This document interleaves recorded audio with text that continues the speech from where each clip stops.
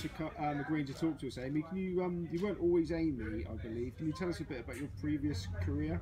Yeah, so for 10 years I was known as Brandy, and I was a glamour model. I did reality TV, I did The Only Way is Essex and The Bachelor with Spencer Matthews. I also had a #1 in Sweden with my band. Don't worry guys, it was a football related song. It was to do with the World Cup, and I did some acting as well. So basically I'm just trying to like tick off like every job in the universe, and now I'm on to sports presenting. Height of your career as Brandy, you decided to leave that behind and become a serious sports presenter. Why then? I think it was, I've been in it for 10 years, I was turning 28, and the industry of glamour modelling was going down, the magazines had all gone, and just generally it wasn't a very good time to be in glamour modelling, and I was trying to pursue my sports career anyway, and I just felt like being Brandy was sort of hindering me, so I was like, I think now would be a good time to jump ship, get out, and to try and take my sports career to a new level. When I first spoke to you and wrote about you in the racing press, you were still Brandy and you were working with Jeff Banks at Cheltenham. How did that come about? And any particular memories of Jeff? Not particularly fond memories, a lot of shouting from me and Jeff. No, I'm joking. Am I? If you know Jeff, no, I'm joking. Anyway, yeah, it was, that was a weird one. I was working at Sports Tonight Live, or I think maybe I'd just finished that phase, and my business partner Peter Finch is heavily involved in racing. He knew Jeff, and he said, you know, why don't you message Jeff and see if he needs any girls at Cheltenham races? And so I assumed it would just be promo, you know, things that I'd done before, didn't think it would be particularly difficult or stressful. I just thought I was going to be getting people to come in and do the bets. Didn't realise I was going to be taking the bets. So I was majorly thrown in at the deep end, and back then I didn't even know how to place my own bet, let alone take bets for other people. So it was, yeah, it was a very stressful week. I think I phoned Pete at the end of the day crying to him, saying I'm never doing this again, I'm gonna get a train back to London, I hate Jeff. Like, yeah, it was bad times. But then by the end of the week, you know, I absolutely loved Jeff, and we got on swimmingly. So, you know, he's not had me back since though, so I don't know what that says about how well I did. And were you interested in racing before that, and did that experience enhance your interest, or the opposite?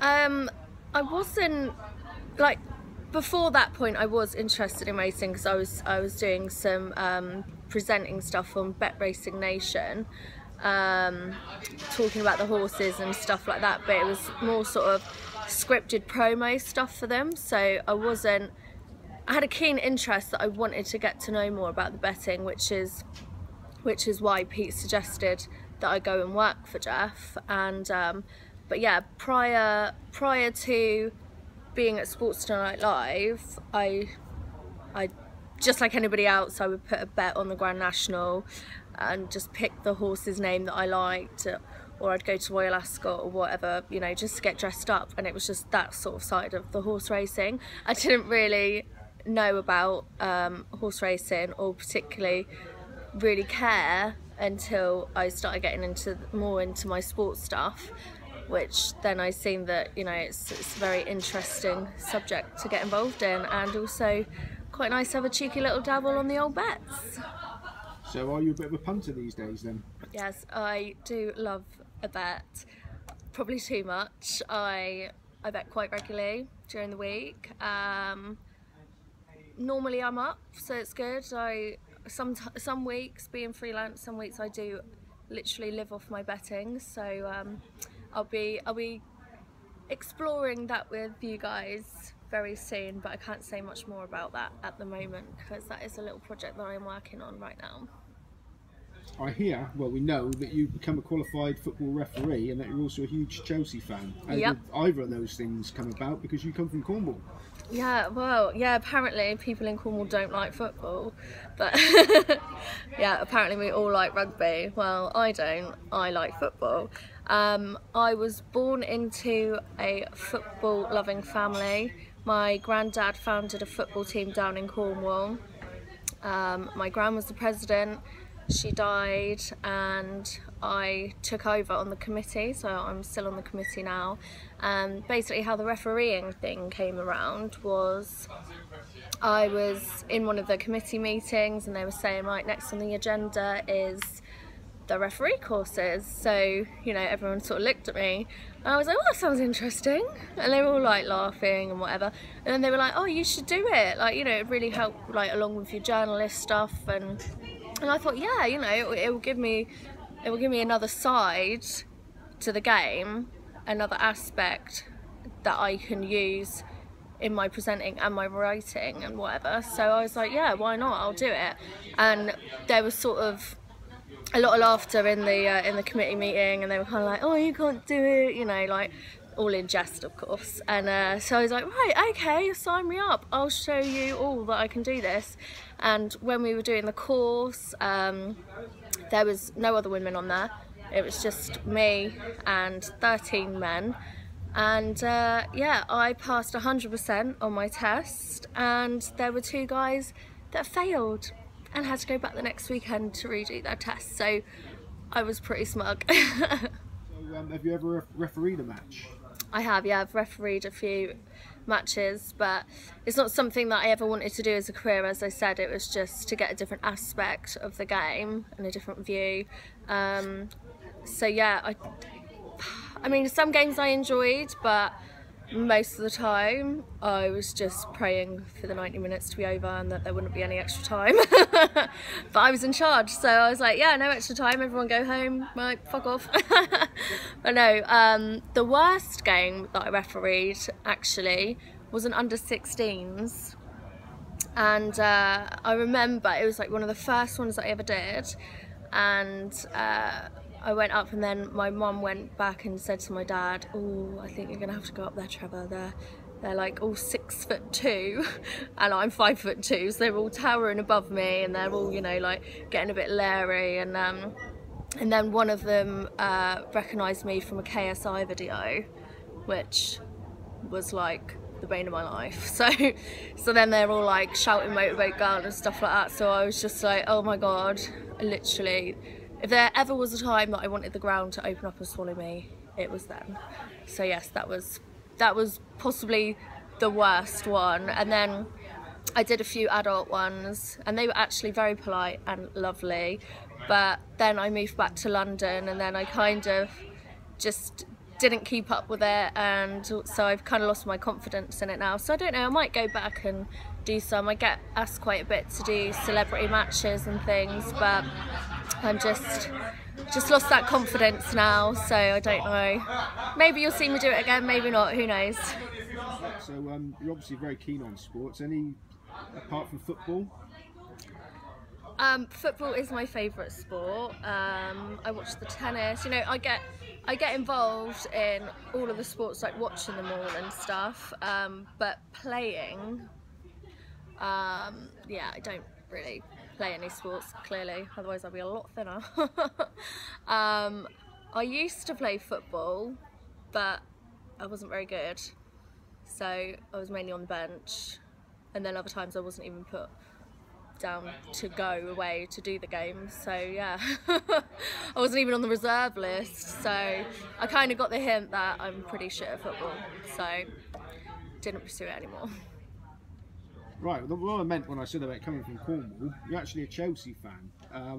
So do you go and watch them at all now you live up in London? Yeah, I go as often as I can. I was there on Tuesday for the UEFA Champions League opening game, which was brilliant. I thought it was only going to be 3-0, and then it ended up being 6-0, so I was very happy about that.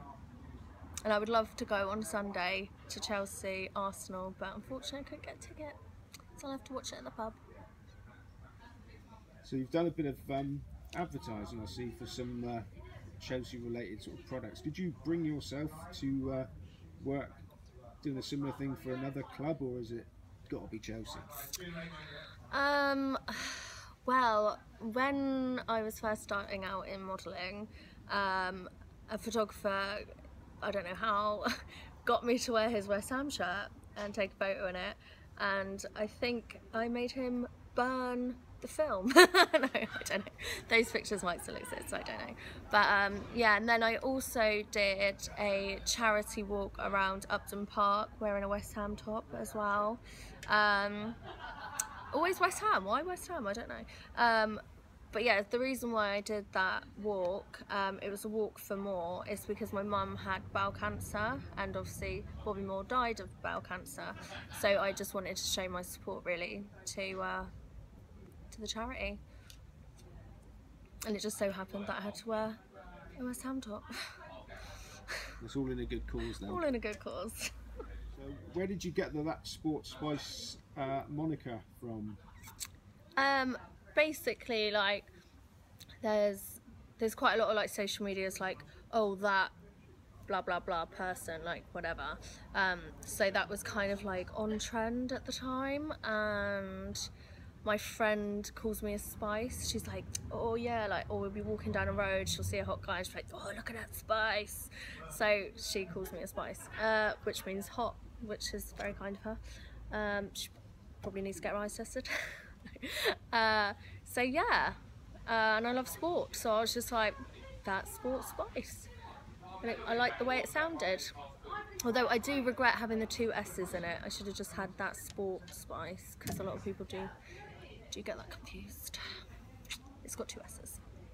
So you seem to have been a little bit quiet of late with your writing and stuff. What's been going on? I'm lazy. I've taken a bit of time out from doing. I have been a little bit quiet of late with my writing and my YouTube videos and things. That's because I've been busy working on some personal projects, which I can't really say too much about.